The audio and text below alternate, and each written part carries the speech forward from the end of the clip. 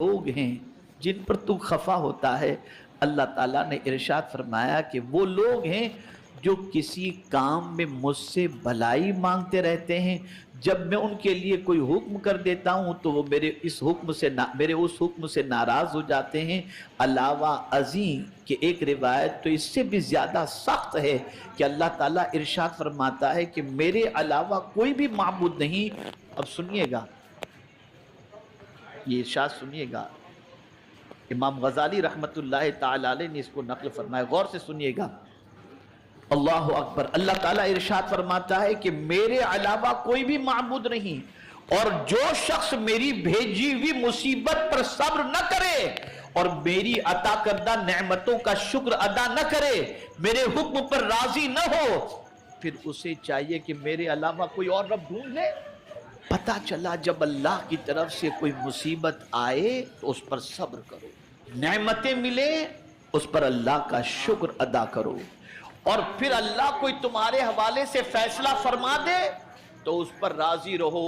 और अगर ये कैफियत नहीं बनती तो अल्लाह फरमाता है फिर कोई दूसरा माबूद, या का जलजला हो, सीरिया का जलजला हो, दुनिया में कोई भी चीज हो, अगर अल्लाह अज़्ज़ा व जल्ल ने चाहा, यहां तक फरमाया गया कि जादू भी उसी वक्त असर करता है जब अल्लाह ताला चाहता है। उससे बचने का हमें हुक्म दिया, बचने के तरीके बताए, इलाज के तरीके बताए। मैं इसको एक मिसाल के जरिए समझाऊंगा तो बात अच्छी तरह समझ में आएगी। चूरी का काम क्या है? उसका काम क्या है? काटना है ना। लेकिन क्या बात है, हजरत इस्माइल अलैहिस्सलाम की गर्दन पर छुरी काटी नहीं, तो बात समझ में आई कि छुरी उसी वक्त काट सकती है जब मौला चाहे, वो न चाहे तो छुरी भी नहीं काट सकती। आग का काम क्या है? हजरत इब्राहिम को जलाई थी? नहीं, आग बाग में तब्दील हो गई, इसलिए कि मौला ने न चाहा, कुछ नहीं हुआ। एक बंदे मोमिन को हमेशा ये चाहिए कि अल्लाह का जो फैसला है मुझे मंजूर है। ना आपके चाहे से कुछ हो सकता है, न मेरे चाहे से कुछ हो सकता है, होगा वही जो अल्लाह चाहता है। वमा तशाऊन इल्ला अन यशा अल्लाह, जो अल्लाह चाहता है वही होगा।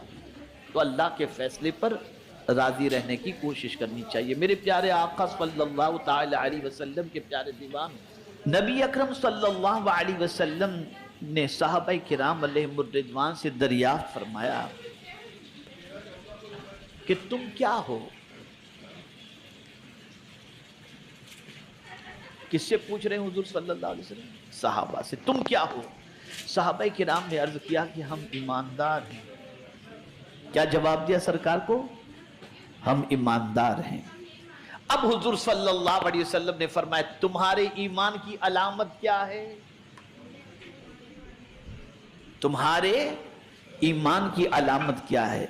अर्ज किया, अब देखिए इब्तिदा कहां से करते हैं ईमान पर।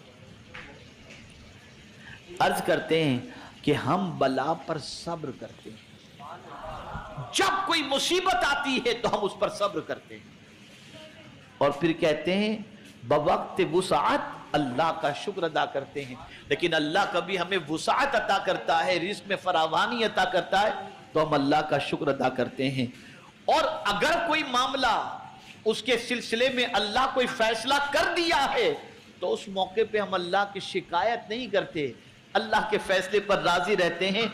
नबी अकरम सल्लल्लाहु अलैहि वसल्लम ने इरशाद फरमाया रब्बे काबा की कसम तुम ईमानदार हो। वीडियो कैसी लगी कमेंट में जरूर बताएं, और वीडियो को लाइक और शेयर करें, और हमारे चैनल को सब्सक्राइब करें।